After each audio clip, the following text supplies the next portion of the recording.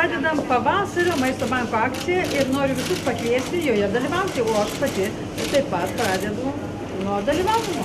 Savaitgalį prasidėjusi jau tradicinė Maisto banko akcija pakvietė net 70 miestų parduotuvių lankytojus paaukoti maisto nepasiturintiems. Šį sykį akcija išsiplėtė net į virtualią erdvę. Labai apsidžiaugėme, kad bendrovė Viena sąskaita pasiūlė prisidėti prie Maisto banko akcijos ir sudarė galimybę savo klientams aukoti elektroninėje aukoklėje maisto produktų. Vienos sąskaitos naudotojai, suprasdami, kaip svarbu yra dalintis ir kad net keli litai gali reikšti labai daug, nusprendė prisijungti prie šios pavasarinės Maisto banko akcijos ir jau suaukojo virš 12 000 litų. Bendra Vienos sąskaitos ir Maisto banko akcija tęsis iki balandžio 18 dienos. Su kiekvienu nauju Vienos sąskaitos klientu Maisto banko sąskaita pasipildys 5 litais. Tai bendrovė finansiškai įsipareigojo paremti Maisto banką.